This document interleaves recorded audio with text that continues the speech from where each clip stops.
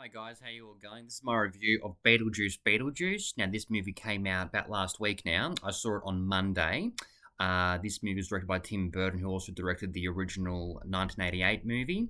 It stars Michael Keaton, returning from the first movie, Catherine O'Hara, returning from the first movie, and also, more importantly, Winona Ryder, returning from the first movie.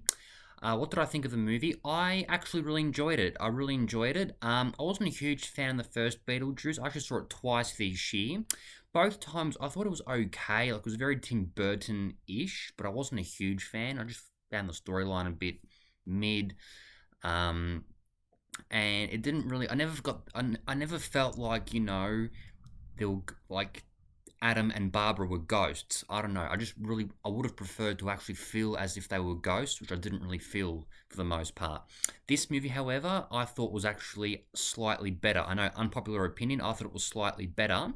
The very first scene in the movie, the opening scene, actually harkens back to the first movie with that same exact track, and also the camera hovering over the town. I thought that was a very nice callback, actually.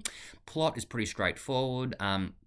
In this movie, Lydia, who was the daughter in the first movie who could actually see Adam and Barbara after they had died, in this movie she hosts a television show, in which she talks to people who've actually had encounters with ghosts, and then she finds out about her father Charles having passed away, and then she basically tracks down her daughter Astrid, played by Jenna Ortega, who actually also collaborated with Tim Burton in Wednesday. But yeah, basically Astrid resents her mother Lydia because she believes that Lydia's been profiteering off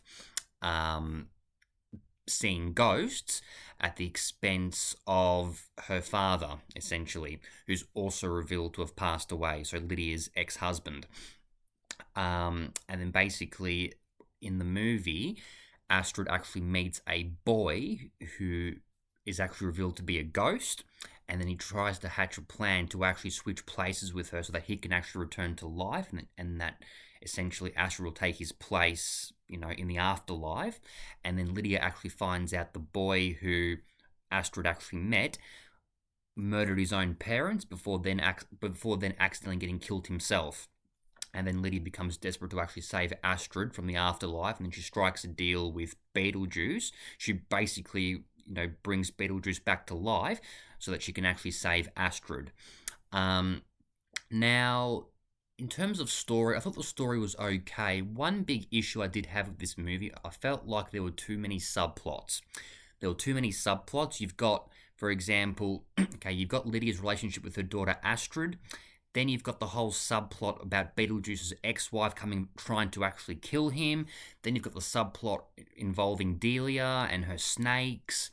And then you've got the subplot involving Lydia's new fiancé, who's then revealed to have actually only tried to marry her so that he can actually inherit her fortune. I just found that there were too many subplots. And you've got another subplot, involving... Oh, so this is a slight subplot involving the cop, or the deceased actor, who's actually a cop in the afterlife, played by Willem Dafoe. So I just found there were too many subplots in this movie, and some of them didn't really go anywhere. I was more invested in Lydia and Lydia and Astrid's relationship compared to the other subplots. But yeah, I just found there were too many subplots at times. In terms of visuals, yes, Tim Burton really delivered. Once again, this movie felt very Tim Burton-ish, and actually, one thing I've been seeing about this movie online, it did not feel like it was made in 2024, and I like the fact that this movie did not actually go down that woke avenue, even though, well, basically in the movie, Beetlejuice is still not politically correct. He still makes inappropriate gestures. He's still a creep. They didn't go down that woke avenue of making sure that the movie was politically correct, and that, having to actually fulfill certain, DEI factors, essentially. But overall, I enjoyed the movie. At times it did feel quite chilling. The performances were pretty good. The humor was okay. The movie actually had an animated stop motion segment, which I thought was actually pretty cool. But overall, I give this movie a 7.5 out of 10. My only main gripe, I found there were too many subplots. Also, Astrid resenting her mother Lydia for a lot of the movie just felt a bit forced at times. Like, I understand in the movie Astrid's a teenager, teenagers do have mood swings and, all that, but I just found at times Astrid's resentment for her own mother a little bit too forced.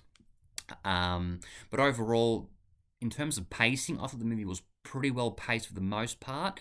First 10 minutes took a little bit of time to get going. I will say the second half is stronger than the first half. The first half does have some slow parts, but overall, I found the pacing to be fine for the most part. But you go check it out. Even if you're not a fan of the original, chances are you will enjoy this movie. It's just a fun time at the movies. This movie did not feel like it was made in 2024, which was actually very good. But yeah, go check it out. Go support it. Stay tuned for more movie reviews very, very soon. I just saw Transformers 1 today. I'll give a review of that very, very soon as well. Not today, maybe in a few days.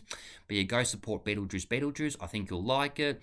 If you guys want me to review any specific movie, please leave a comment and I'll do so. It can be any type of movie. It could be an action movie, a comedy film, a thriller, whatever. Leave a comment and I'll review that movie. And yeah, stay tuned for movie reviews very soon. I'll catch you guys later and be sure to subscribe. Catch you guys later. Bye.